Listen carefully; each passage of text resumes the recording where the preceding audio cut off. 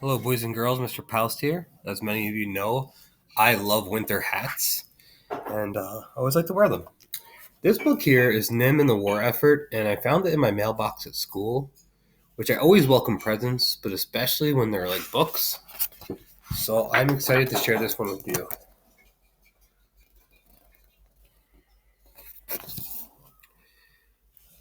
Nim covered the big round table with newspaper and carefully smothered them.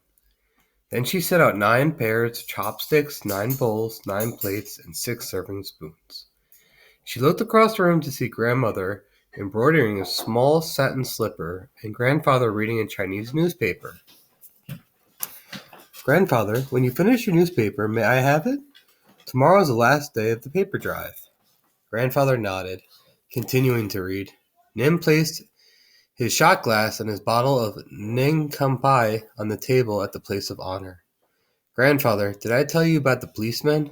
Grandfather looked up from a newspaper. What policeman? Officer Kearney. He came to our class today to tell us about his work. He said that any time we need help, we can call the police on the telephone. Grandfather, do you think you could come to school sometime to talk about your work at the bank? We'll see, said Grandfather. By and by. He started to read again, nodding absently from time to time as Nim chattered on about the policeman's visit.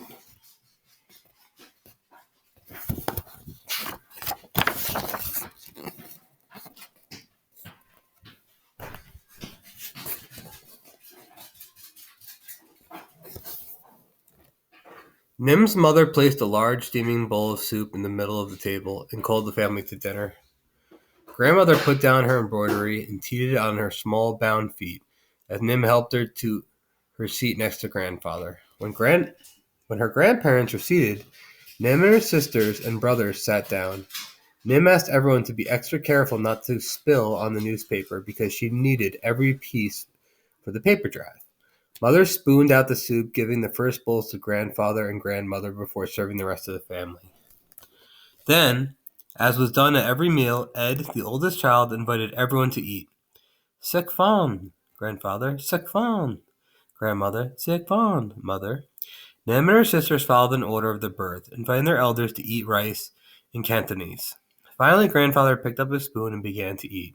The others quickly followed. Meal times were quiet times. Only the adults spoke.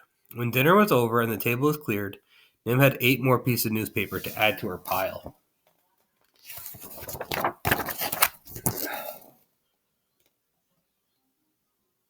A great artist. The next morning, Nim dressed quickly. She brushed her thick black hair and put on the gold watch Uncle George had given her. She decided to wear it for good luck, even though it wasn't broken. Grandfather had punched another hole in the watch band, so it fit her perfectly now. In front of the open window in the hallway, Grandfather was performing Tai Chi, starting the last set of slow, deliberate movements. Not wanting to disturb him, Nim went quietly to a breakfast of hot steamed rice with an egg and oyster sauce. Grandfather came into the dining room just as she finished eating.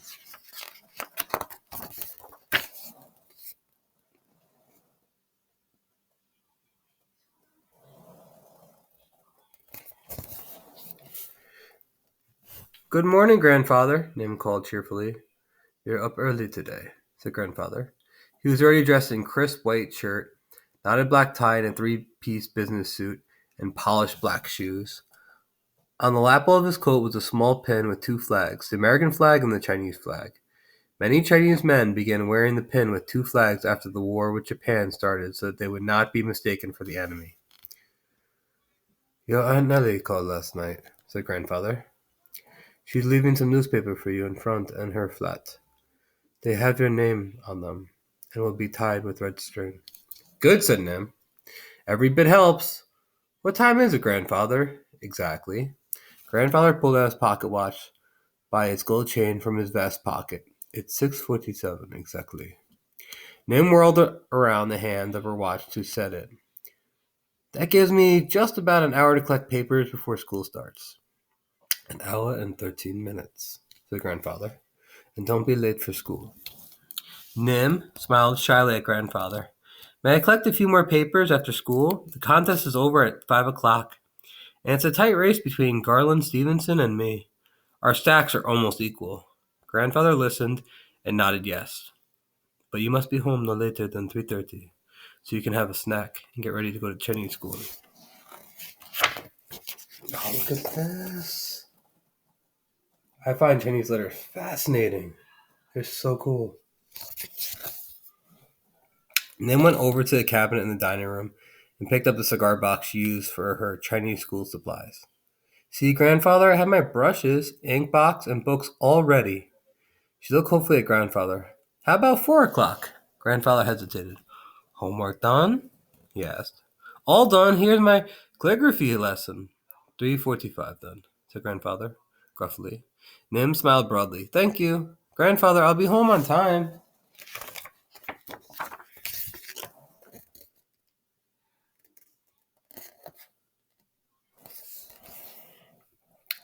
Grandfather helped Nim carry her rickety red wagon down the stairs to the sidewalk.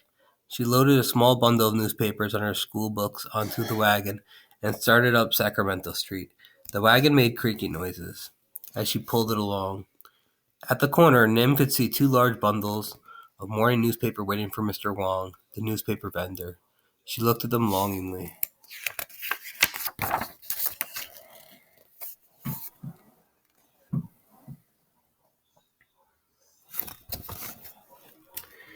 Two doors away, Mr. Wan, the butcher, was opening up his shop for the day. Ho man sin shan. Good sale, sir. Nim called to him in Cantonese. The butcher nodded as Nim stopped in front of his door. Sorry, he said. I can't give you any more newspaper. I need them to wrap meat. And Nim made a sad face, poking out her lower lip. All right, said the butcher. Here are a few more papers for you, but that's all. Thank you, Mr. Wan. Nim put the papers on top of her stack in the wagon. Garland Stevenson is going to win the prize, but that's okay, said Nim, because we're all about helping in the war effort. It really doesn't matter who wins. The butcher threw up his hands. What do I say to my customers?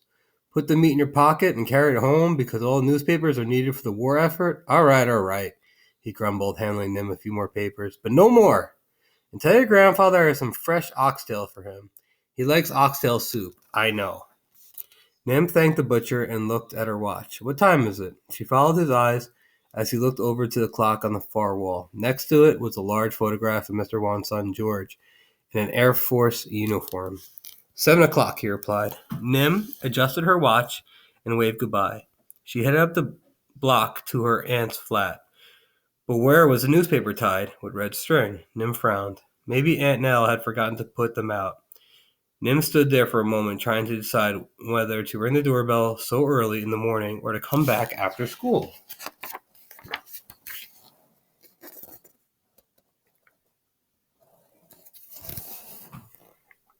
Then she looked down the street and saw Garland Stevenson just disappearing around the corner, pulling a brand new radio flyer wagon full of newspaper.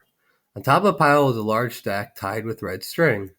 Nim set off after him. Garland Stevenson might be twice her size, but he's not going to get the newspapers. Garland had stopped in front of Mr. Wong's stall, which was still boarded up. He looked around to see if anyone was watching and then picked up the 2 big bundles of morning newspapers. They were heavy and unwieldy, and Garland had trouble putting them in his wagon. When he heard the creaking of Nim's wagon, he took off his gabardine jacket and quickly tried to cover the load. Those are today's papers, said Nim. What's it to you, Miss Know-it-all, said Garland. You can't take them. They belong to Mr. Wong. Well, they're mine now, said Garland. Mr. Wong shouldn't have left them lying on the sidewalk.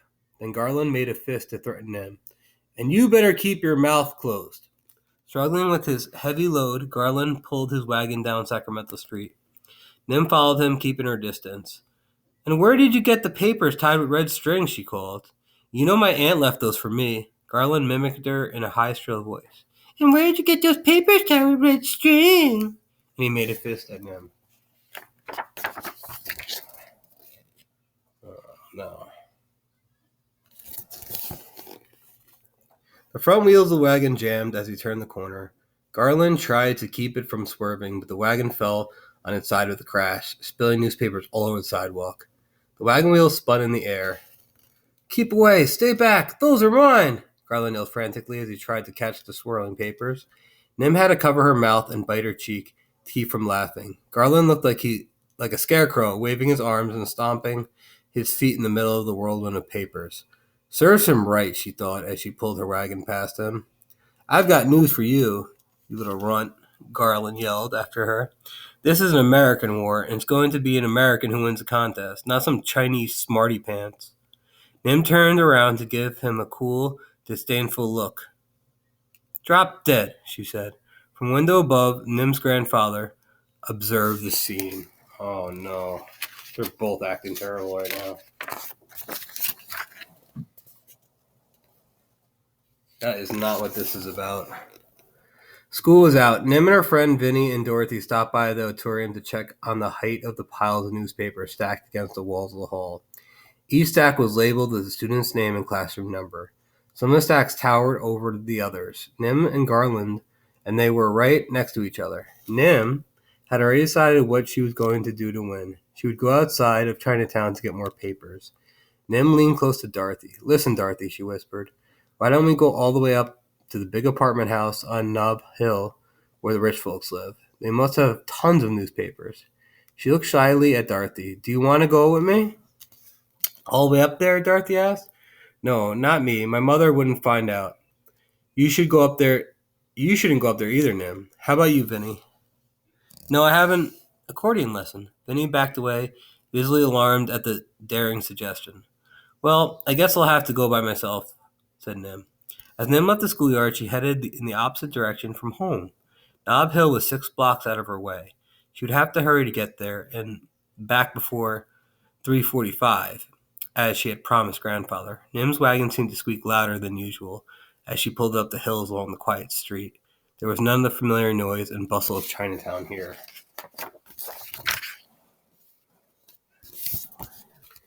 When she reached the top of the hill, Nim saw a white flag with a gold star displayed in a ground floor window. She knew that the star meant the family who lived there had lost someone in the war. She decided it was a good place to start. An older man in a doorman's uniform was wrestling with a large steamer trunk outside the front door. Nim approached him. Excuse me, she said with a brave voice. My school is having a paper drive to help the war effort. Do the people who live in your building have any newspapers to contribute? The doorman looked down at her and smiled. Aren't you a little out of your territory? He asked. Yes, but all the papers in Chinatown have been taken already, said Nim. All the papers? Asked the doorman. Well, not all, but I came up here, said Nim, pausing to think of what to say next. Well, good for you to work so hard for the war effort, said the doorman. I have 2 grandsons in the service. He reached in his pocket out of his jacket and took out a worn envelope. Inside were photos of 2 soldiers with uniforms. He showed them to Nim. Where are they now? Asked Nim. In the Pacific, said the doorman, as he put the pictures away. Well then, newspapers. Step right this way. He walked slowly down the garage, taking out a large wren with lots of keys attachment to a long chain. Nim followed with her wagon and watched as he unlocked the door. He entered and turned on the lights. Nim waited outside of the sidewalk. Don't be shy, he said. They're all yours. Oh, wow. That's a lot of newspapers. Nim looked past him in the garage. There, piled high from floor to ceiling, filling almost the entire garage, were stacks and stacks of newspapers. Nim was speechless. She had never seen so many newspapers in one place. There were more even than all the newspapers collected in the school auditorium. I've been meaning to borrow a truck to take out the collection center, said the doorman. May I have all of them? Asked Nim. The doorman smiled. Help yourself. Nim became thoughtful. She frowned and asked, What time is it? The doorman looked at his wristwatch. It's about 20 past 3. Exactly? Asked Nim. The doorman looked again. It's exactly 3:23. In time for me to get that steamer trunk out of the doorway before someone bumps into it. You go ahead. Take all the papers you want. Nim adjusted her watch, and the doorman started to leave. May I use the telephone? Asked Nim. Help yourself, said the doorman. It's on the table in the lobby. The doorman returned to the trunk, and Nim went into the building. You're a brave little girl. A few minutes later, a police car and a paddy wagon screeched to a stop in front of the building. Nim was waiting on the sidewalk outside the open garage. Police officers jumped out of the car. Who called for help? He asked. I did. Please hurry, said Nim, as she led him to the entrance of the garage. What's the problem? Asked the police officer. We need to get all these newspapers to Washington Irving School right away. We need to what? Exclaimed the police officer. Hurry, we need to get the newspapers to the school before 5 o'clock. What time is it now? Asked Nim breathlessly. Let me get this straight, said the officer. You called the police here to move newspapers? The other policeman stared at Nim. Why would you call the police? It's for the war effort, Nim said excitedly. When Officer Kearney came to our school, he said if we needed help, we should call the police. He said to give them the exact address and... Wait a minute, interrupted the officer, shaking his head. I don't think this is the kind of help Officer Kearney had in mind. The doorman reappeared. Is there a problem here? Nim explained. I needed help with the newspaper, so I called the police. Does anyone know what time it is? Oh, Nim.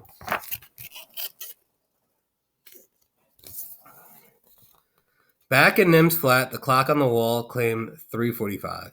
Grandfather was pacing the floor nervously. On the table was Nim's snack of milk and cookies. Beside it was a cigar box with their Chinese school supplies. Grandfather flipped through Nim's calligraphy book as if checking her work. The telephone rang. Grandfather answered it immediately. Nim's mother listened with a worried look. Grandfather thanked the call breathlessly and hung up the phone. The phone rang again. Grandfather answered it. Again, he thanked the caller. When the phone rang a third time, Grandfather mentioned to Nim's mother not to answer it. Let it ring, he told her. Grandfather paced back and forth with hands clasped behind his back. Nim's mother could see that Grandfather was mad, but she didn't dare ask why.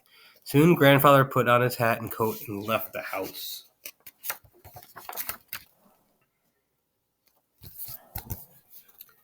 Outside the Washington Irving School, the police officers were just getting into the police car and the paddy wagon. Nim rushed out to wave goodbye, shouting, thank you for helping me. It was late. Nim hurried home, pulling her empty wagon. She almost ran into Garland Stevenson, making his last trip before the end of the contest. His wagon was overloaded, and he had to steady it as he pulled it slowly towards the auditorium. With a self-satisfying grin, Garland said, did you bring any more newspapers? And if you could, as if you could ever beat me. Nim smiled mysteriously and said, few. Did you see how big my stacks are? Asked Garland. I saw them, answered Nim. What time is it? It's too late for you, said Garland. And by the way, why don't you get a watch that works? It would tell you it's time for me to win the contest, he added with a laugh. Ha ha! Nim watched from the corner and chuckled as Garland opened the auditorium door. Nim raced up the street with the empty wagon clattering behind her. She knew she was late, but she knew all would be forgiven when she was told about the winning newspaper drive. Let's hope. Grandfather was waiting in the front of the house. Nim ran happily up to him, ready to share her good fortune, but she saw Grandfather was very angry. You were seen riding in a police paddy wagon, thought, through Chinatown. You are late coming home. You have worried your mother and grandmother, he said sternly. Nim nodded. Her head lowered. She didn't say anything. Grandfather continued, I heard you and that boy fighting over the newspapers this morning. I heard what he said about winning. Nim looked up at him, quietly protesting, but I won. Winning isn't everything, Grandfather replied. You have shamed our family. You have brought disgrace on all of us and our ancestors just to prove that boy wrong. Nim bowed her head again, totally dejected. Grandfather continued, go upstairs, sit and reflect on what you have done. I will speak with you again after you have thought about it. Nim climbed the stairs slowly. Mother opened the door. Nim nodded to her with tears in her eyes. Still neither mother nor grandmother dared ask why Grandfather was so mad at her.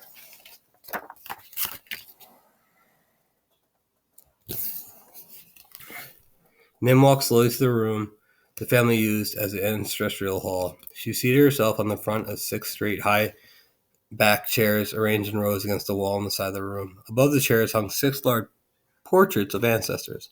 They all looked austere and dignified. None smiled. Nim sat very quietly by herself. She was too embarrassed and too ashamed to meet the eyes of the honorable ancestors, who must be looking down on her in disappointment. The chair was very hard. The only sound in the room came from the ticking of the clock and the chimes that rang every quarter hour. It was 4:30 now.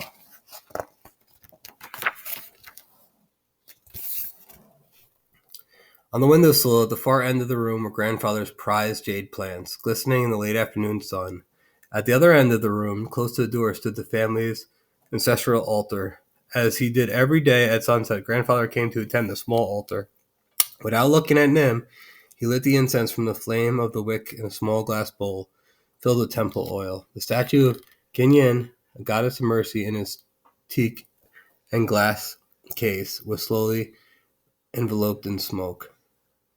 The sweet, pungent smell of incense filled the air as grandfather murmured a short incantation. Then he turned to Nim. She rose to face him.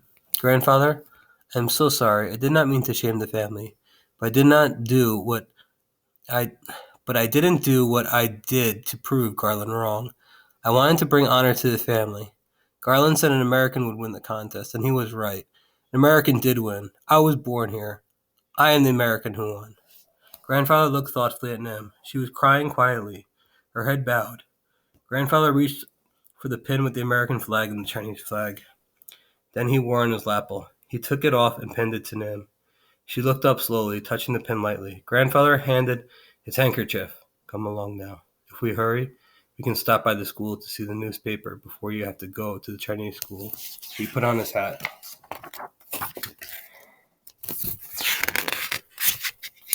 Nim made a quick trip to the dining room to get her Chinese school box.